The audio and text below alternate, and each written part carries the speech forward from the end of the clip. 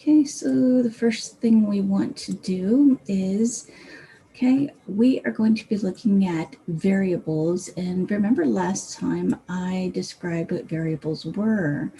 Variables are places in the memory to hold information. So basically you can refer back to it. For example, for example, name that I have here. This is a variable here. F name is a variable that will hold information. And in a minute, I'm going to be putting my name as the first name variable. So you can use that variable over and over again. Now, why would we create a variable? Well, if let's say you're writing a program and you want to refer to the person that's running the program, but you don't know who that person is. So at the beginning of the program, you ask them for their name, they enter it, and now anytime you need to refer to their name, you just use that variable because you already have their name stored in there. And just think about programs that you've run that might need that. And actually, let's say, well, to tell you the truth, if you think about the school, the college, they have a database of information with your name. And they basically have fields or variables that represent different information of yours. So they have your first name, your last name, your address, your phone number. Well, each one of those is generally a variable that holds your information that will always change depending on what student it is. So if they send you an email, they usually send it to everybody. And if they want it personalized with your first name or last name, they'll just create a letter and just use a variable for the first name and last name. So they don't have to recreate the letter for everybody. They'll just use a variable and then send out the email. So anyway, many uses for having variables, so it's pretty important. So let's go ahead and do that. So I'm going to go ahead and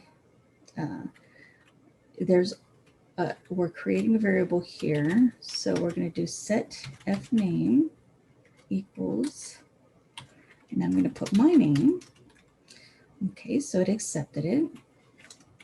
It didn't give me an error. That's how I know it accepted it. Okay, and then set L name to, and I just put my last initial.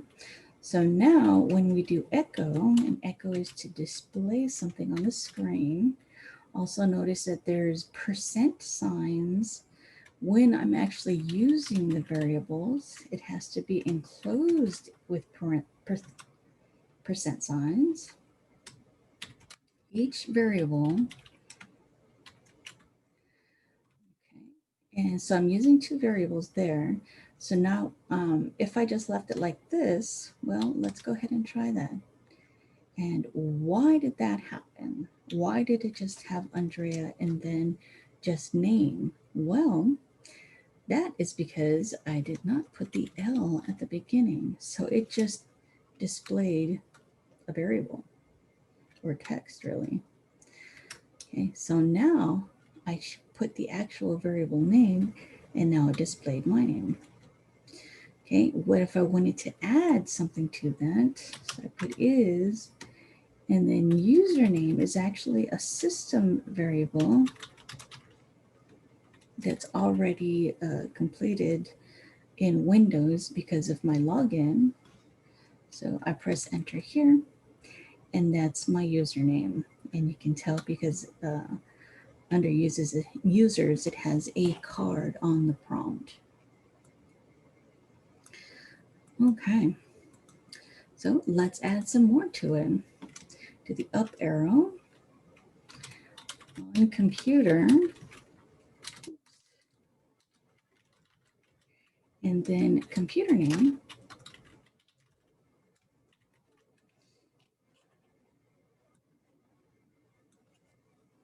And then I press enter. And now it has my two variables, then the variable username is displayed, or it says is, and then username, which is a card. Then I put on computer, so that's text that I typed, and this is the computer name there. So you try it on your computer and you can see what your username is and what you called your computer, or what the default was. Okay, so that's using variables, a very simple way. And also know that the reason why we look at this is because we'll be creating our own little, commandlets, like in Linux, little programs or scripts. And they're going to do various things, just like we're doing here. We can put all of this in a script to run automatically instead of typing them and pressing enter every time we do it. And we'll see that next chapter. Okay, so the next item on the list here is I put PS, and PS is for PowerShell.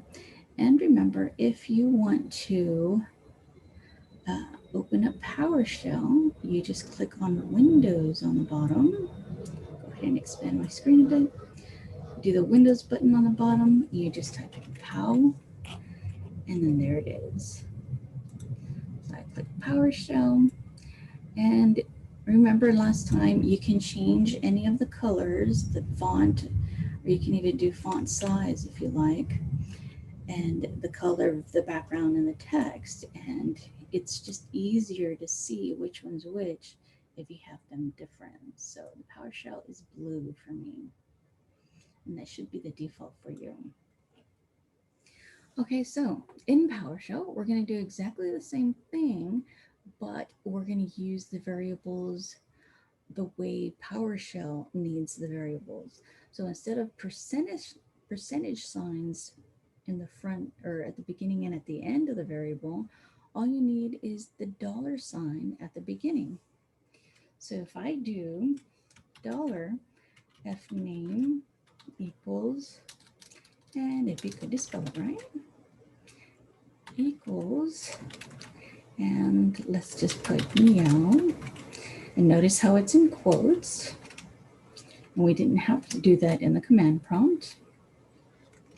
And then $sign lname is equal to meow meow. Okay, press enter, and just like we did in the command prompt, we do echo, and then $fname $lname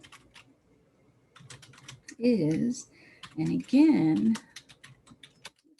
env, and it's the environment variable username on computer $env computer name. So these are two variables that are already there. They're environment variables. So we're going to do first name, last name is the environment variable username on computer, which is text, and then the environment variable computer name. And it's much nicer here because you actually have colors that determine what is what. In the command shell, it's all just whatever color you chose. And it's good. It's helpful when you do use programs that, programs that will change the colors of things because it tells you if there's something wrong. So if I were to put a space, let's see if I could do that. Oh, it's select mode.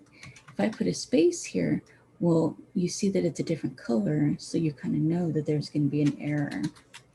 So some programs are like that. So if I press enter, now we have echo. So we have first name, last name, and then is a card on computer, and then the computer name. So it's pretty much the same thing, but just a different way to use the variables. So the $sign for PowerShell, and it is the % for the command prompt. Oops. We're going to do the clear command because that's what we use in PowerShell. And actually, that's what you use in Linux as well. But as we saw last time, the CLS is for the command prompt. Okay. So let's see, what is next?